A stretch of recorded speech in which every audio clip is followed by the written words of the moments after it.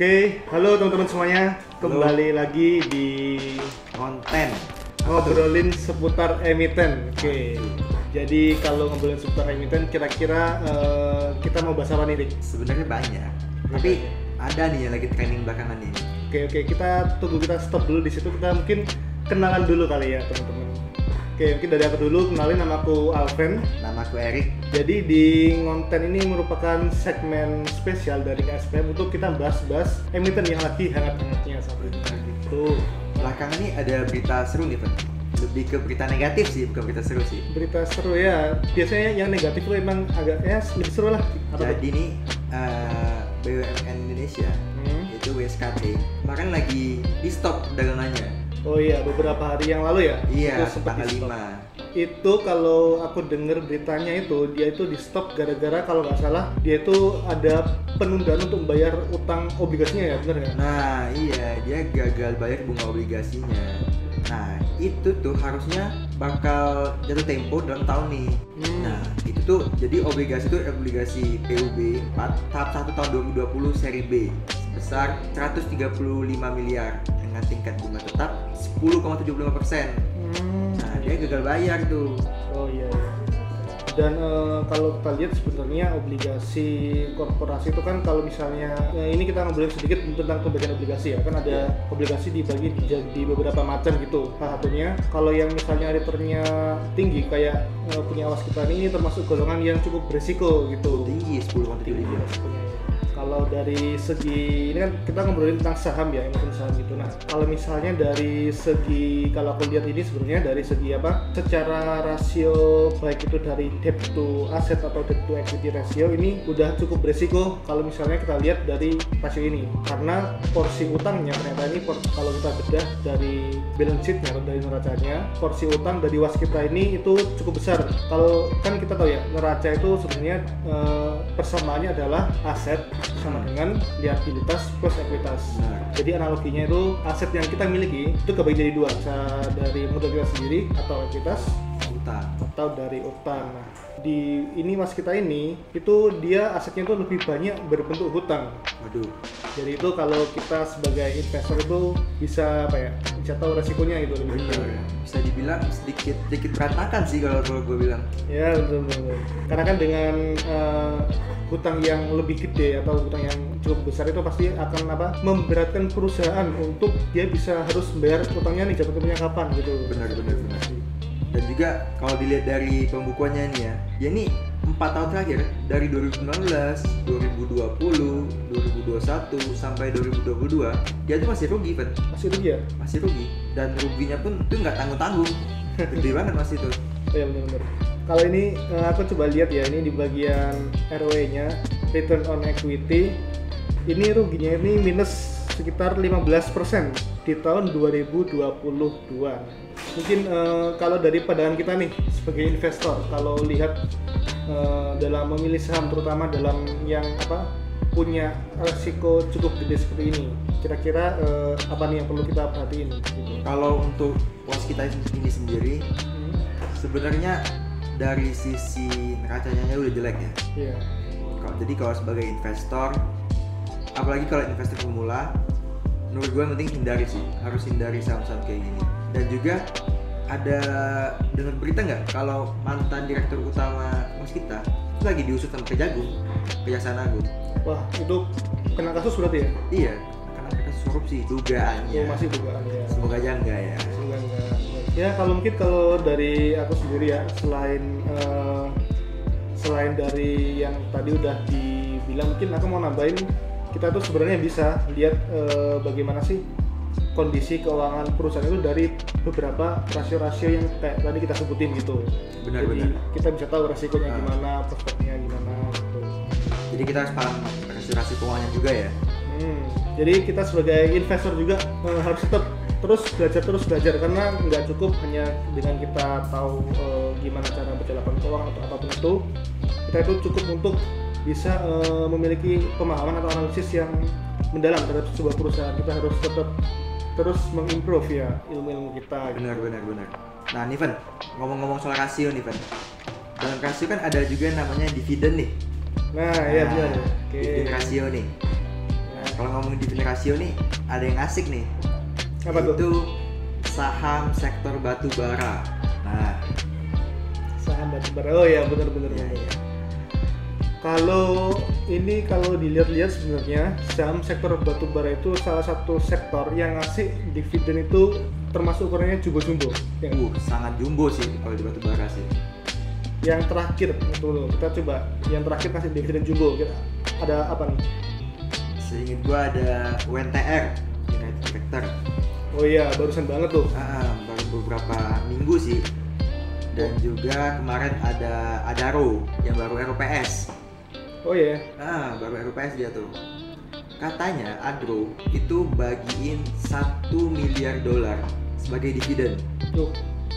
Nah, itu terbagi menjadi 500 juta dividen interim dan juga 500 juta lagi bagi dividen biasa. Itu gede sih. Dan itu dalam dolar. Itu belum dirupiahin ya? Belum dirupiahin. Kalau misalnya dirupiahin itu udah berapa tuh dividen yieldnya? Sudah nggak kehitung tuh. Ya, mungkin kita bakal bahas dulu yang barusan ya, yang United Tractor. Kira-kira itu gimana? Jadi kalau misalnya aku lihat dari Google Finance itu di update terakhir dia bilang kalau di sini datanya bahwa dividennya itu sekitar 27%. 27%. Bayangin nggak tuh? Itu berapa kali bunga deposito tuh? Gini nih, anggapannya nih kita bandingin aja sama indeks kita IHSG. Pertumbuhan setahun ini berapa sih namanya IHSG? Sebenarnya IHSG itu lagi sideways sih. Iya, lagi sideways. Dan juga kalau kita lihat pertumbuhan yang pasti di bawah 10% sih. Yang pasti di bawah 10%. Dan ini dividen tuh dia tuh uangnya itu gimana ya? Kalau dividen tuh dia langsung masuk ke rekening kita, ke RDN. Jadi nah, nikmat mana lagi? Iya. Nah, tapi itu kan kita ngomong sisi enaknya nih. Ya, benar. Ada sisi gak enaknya nih, Van. Kalau dari dividen UNTR ini, Van. Kalau dari yang aku lihat nih, dari ex-date-nya, dia sudah turun hampir up to 20%. Nah, ya. Benar. Jadi sebenarnya teman-teman, kalau kita ngobrolin soal dividen itu kita juga nggak bakal lepas yang namanya dividen trap. Benar. Jadi dividen trap itu merupakan sebuah gini ya. Jadi mungkin kita jelasin dulu hari-hari penting yang berhubungan sama dividen. Oke. Jadi ada biasanya yang paling penting itu ada dua, ada cum date sama ex-date. Kalau cum date itu merupakan hari terakhir bagi pemegang saham untuk bisa namanya itu dicatat sebagai nanti di pemegang dividen ya. Benar. Dikasih dividennya gitu. Jadi misalnya nih tanggal berapa ya? Tanggal 10 itu cum date-nya. Berarti orang yang megang saham tersebut sampai tanggal 10 sampai sesi terakhir, ya pokoknya sampai tanggal 10 itu dia berhak mendapatkan dividen. Tuh. Benar. Bagi dividen jumbo kayak gini sangat menarik sih, Van. Sangat menggoda ya. Kalau ex-date apa? Nah, kalau ex-date tuh 1 hari setelah cum date. Jadi biasanya habis ex-date itu saham-saham tuh kalau yang dividen jumbo ya. Jadi habis ex-date tuh saham-sahamnya bakal runtuh, bakal rontok semua. Contohnya kayak UNTR nih. Habis ex-date dia langsung turun. Ini kita cek. Habis ex-date dia tuh langsung turun hampir 20%-an. Malah melebihi lagi, Pak. Waduh. Habis ex-date-nya, Pak. Baik banget tuh. Iya. Ya, jadi mungkin yang perlu diperhatiin itu ya teman-teman ya. Jadi biasanya itu polanya kalau dilihat secara historis ini nggak bisa dipukul rata juga. Tapi kebanyakan kalau menjelang pembagian dividen itu seharusnya naik dulu, ntar setelah ex-date itu harganya bakal turun gitu, terutama kalau dividennya jumbo kayak misalnya UNTR ini sekitar 27%, dia turunnya ya bisa sampai kurang lebih 27% juga gitu. Benar.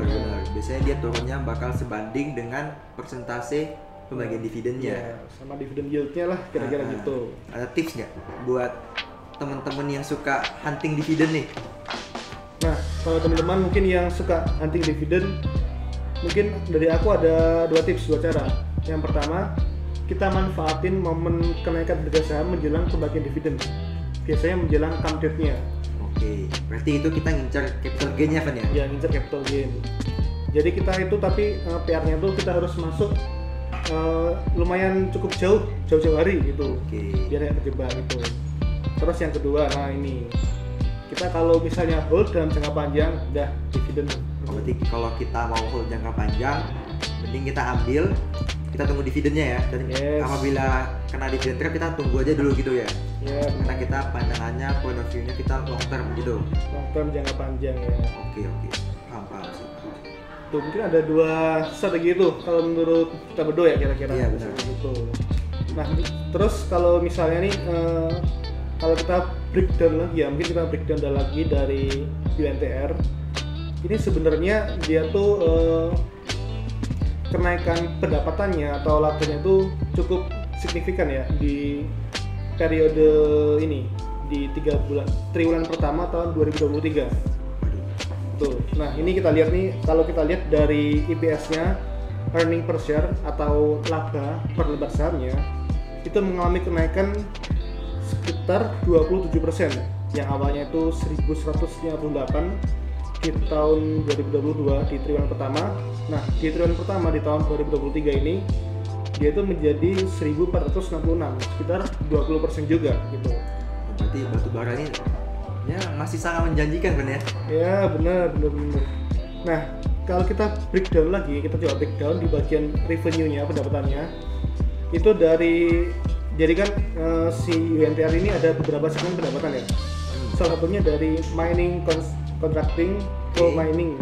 Nah kita coba bagian dari coal miningnya aja. Oke. Tadi soal disinggung soal batubara. Ya benar.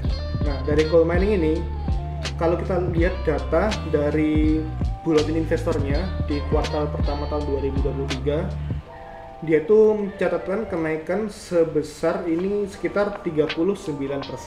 Nah, tuh. Dalam triwulan pertama tuh ya? Dalam triwulan pertama. Dan ini kalau dilihat dari beberapa komponen pendapatannya dari berbagai segmen usahanya, ini tuh hampir semua mengalami kenaikan. Contohnya di construction machinery ini, dia mengalami kenaikan 10%. Mining contracting mengalami kenaikan 38%. Coal tadi, batubara, mengalami kenaikan 39%. Construction industry mengalami kenaikan 26%. Yang minus cuma di bagian gold miningnya aja, itu minus 14%. Gitu. Oke, berarti selain dividen dari batubara yang jumbo, bisa kita lihat kalau diversifikasi dari UNTR ini jago juga gitu kan ya? Benar, jago juga, terus tetap bertumbuh gitu. Semua sektornya ya? Ya, hampir semua segmen pendapatannya. Oke, Gitu. mantap. Tuh, ini kalau dari UNTR, benar ini misalnya teman-teman. Gitu. Nah kan, sebagai closingan nih. Ya, closingan. Ini closingan banget nih. Iya, aku mau ngomongin Adaro yang sempat tadi kita bahas. Oke. Kalau Adaro itu, kamu tau nggak? Dia nyetak laba untuk tahun 2022 itu berapa? Kamu tau? Dia tuh nyetak laba sebesar 2.493.079.000 dolar. Waduh, USD itu. itu masih USD ya, belum dirupiahin. USD. Oh. Nah, Oke. dari 2 juta sekian itu kan, dia ngebagiin bayaran dividen tunai sebesar 1 miliar dolar US dollar. Masih USD juga. Juga. Gila, itu 40% dari total labanya yang dibagiin buat dividen. Gede tuh. Gede sih. Gede. Ya menarik sih itu kalau buat seperti tadi ya kita bilang dividen hunter itu, ini saham-saham pertambangan merupakan saham-saham yang menarik kalau kita ngandelin dividen gitu. Dan sebenarnya tadi kan dibilang ya kalau dia bayarin dividen yang cukup gede gitu. Tapi kalau kita lihat ini, aku lihat di bagian laporannya itu dia capex-nya itu tetap naik. Jadi dari kuartal pertama 2022 sampai kuartal, kalau dibandingin sama kuartal yang sekarang, kuartal 1 tahun 2023, dia itu juga mengalami peningkatan gitu capex-nya. Jadi selain dia bisa bayar dividen yang termasuk besar ya ke investor itu, dia juga masih bisa ngalokasiin dananya untuk tetap ibaratnya ekspansi gitu, memperluas usahanya gitu. Iya, sebanding lah ya sama laba yang dihasilkan. Yes. Nah, sebelum kita closing nih, Van, ada apa nggak nih kata-kata terakhir? Oke. Kalau kata-kata terakhir, kita tadi kan udah ngobrolin kira-kira 3 emiten ya. Ada waskita yang kena kasus tadi, kemudian Ada saham dividen, ada UNTR untuk saham dividen, dan juga ada Adaro. yes. Jadi mungkin kalau dari aku sendiri ya, yang aku ambil pelajaran dari sini, kita tuh penting untuk memahami kinerja perusahaan, termasuk itu dari laporan keuangannya tadi yang kita sempat obrolin, itu kira-kira kinerjanya itu gimana, sehingga kita tahu kita beli perusahaan ini tuh kondisinya baik apa buruk, Benar. resikonya gimana, itu kita bisa tahu. Oke, dari kalau Erik gimana? Kalau dari aku, karena tadi aku ngomongin soal dividen, benar kata Alvan, kita harus tahu kinerja juga. Jadi dividen tuh korelasinya positif lah dengan kinerjanya. Jadi kalau ingin memburu dividen, kalau bisa pelajari kinerja-kinerjanya juga, fundamental juga, buat dapat hasil lebih baik. Kalau dari aku itu sih, Pak.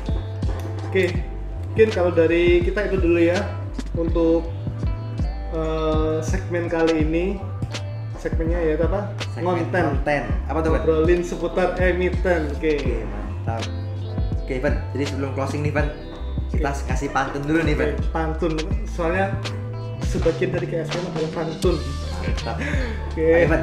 sikat. Buah nanas, buah ceri. Dicampur gula, enak sekali. Cukup sekian podcast kali ini. Sampai bertemu di lain hari. Dadah teman-teman.